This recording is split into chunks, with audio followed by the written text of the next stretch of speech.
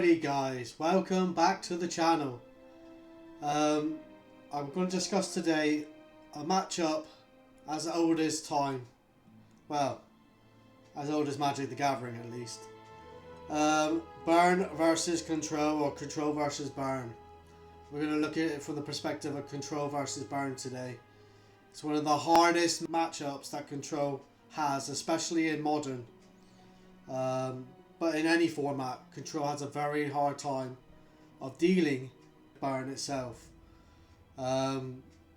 Especially in the new era where there's Planeswalkers and etc. as well.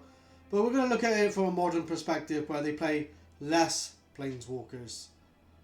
So, in Modern, Burn is one of the tier 1 decks, or on the periphery of tier 1.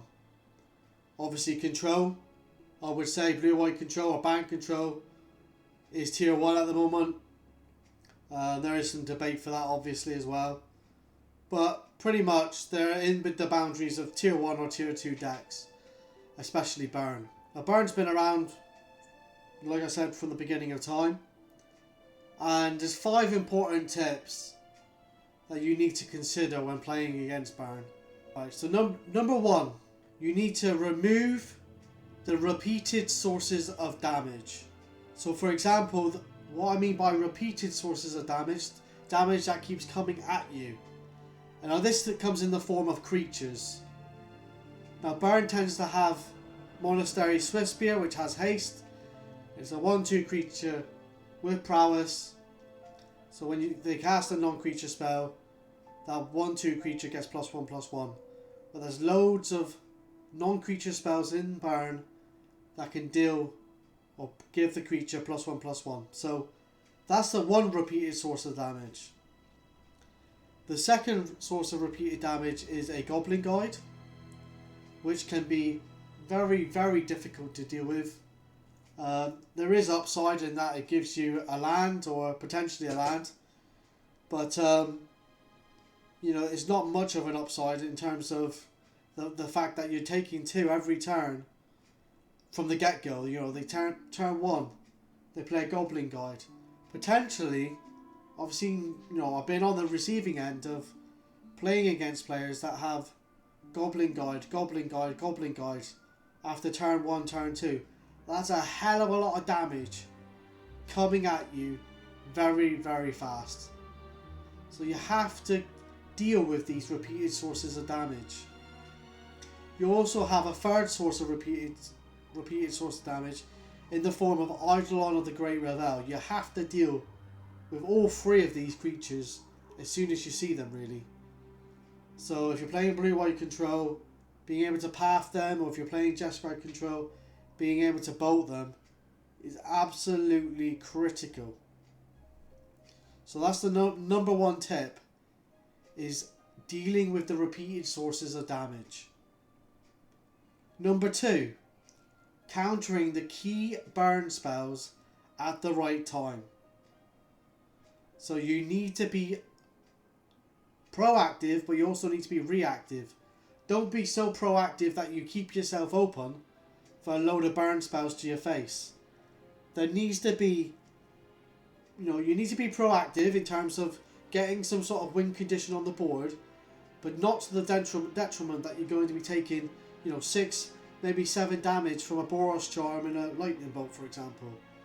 So be reactive, but not too reactive. You need to be a good combination of both. So for example, if you've got a Ghost of Saint Draft in your hand and you've got a load of counter spells, but you've only got 3 mana in play, you're not going to just play your Ghost of Saint Draft. You're going to wait until the mid to late game where you can play your Ghost of Saint Draft and keep up a counter spell. Okay, so then moving on to the sideboard. So this is the 3rd tip. You want to take out a lot of your high mana spells and your slow spells. So for example, I don't know, say you're playing with Ancestral Vision. Suspend 4. You might be dead by turn 4. So if you're playing Ancestral Vision in the main, not saying that you will because it doesn't see that much play anymore, but slow cards like that you want to take out. You want to take out the slow cards. You want to take out the 5 or 6 mana planeswalkers. You may not reach turn 5 or turn 6. You may want to keep a couple of them in, because you know you're going to have some sort of win condition. But at the same time, you don't want, you know, an opening hand of 5 and 6 drops when you're playing against Burn. So you want to sideboard the high mana spells out and bring in cheap, low mana spells. For example, a 1 mana Dispel is great. A 1 mana Burrenton Forge Tender, which has protection against spell snares to deal with the Eidolon of the Great Revel and the Boros Charms. So all these cheap spells that I'm talking about, you want to have them in your deck. You want to have, you know, take out the big mana spells, bring in the cheap interactive spells. My 4th tip is you need to mulligan. You need to mulligan. If you do not have the appropriate hand, and what I mean by the appropriate hand is you need removal and you need counter spells. Okay, so you need it when you sideboard and you mulligan, especially in games 2 and 3. Hopefully you won't make game 3, you'd already have won after game 2, but you know, if you're in dire circumstances, you need to mulligan to make sure you have a good hand of removal and counters.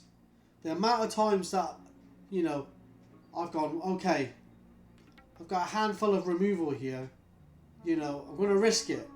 And then all of a sudden, they play no creatures, you're stuck with a handful of removal, they go and burn, lightning bolt to the face, lava spike you to the face, Boros Charm, and literally there's nothing you can do. There is literally nothing you can do. So you need to have a good mixture. If you haven't got a good mixture of removal and counter spells, there's no point going ahead, because you're going to be absolutely fucked. And my 5th and final tip, if you're going to sideboard and you're going to bring in these hate cards against Burn, and what I mean by hate cards is like Timely Reinforcements, Burton Forge Tender, you know, Sun Droplet, Dragon's Claw, whatever it may be, you're going to and if you don't see them in your opening hand, I suggest you mulligan. Quite aggressively. I wouldn't go below 5 cards, but I would definitely mulligan until you get at least one of those cards, because one of those cards will win you the game. A Timely Reinforcements can be so good against Burn. 1, it creates blockers. 2, it gains you 6 life, and if you can flashback it back with a Snapcaster Mage, then that's 12 life you've gained. Your opponent would have had to deal 32 damage to you to kill you. That's a hell of a lot of damage, and you know, sometimes Burn can't come back from that. So you're going to have to mulligan quite aggressively to hit those particular cards that you need. Well, I hope that this has helped the Control versus Burn matchup, especially in Modern, and I hope that you've learned some tips here today, and that, you know, you're able to move forward and increase that win percentage. As always, guys, thanks for all your support, thanks for all the support from the subscribers, and I hope you have a great day, and I hope your mulligans are kind to you. See you next time, guys. Bye. Alright guys, I hope you enjoyed that video. I hope you give the video a like if you liked it, and I hope you subscribe to see future content. As you can see, you can support the channel via Patreon as well. It goes a long way to supporting future videos and future content. I do upload deck lists quite frequently, so if you want to support the channel that way, please feel free to do so. And as always, guys, thanks for your support, and I'll see you next time. Bye bye.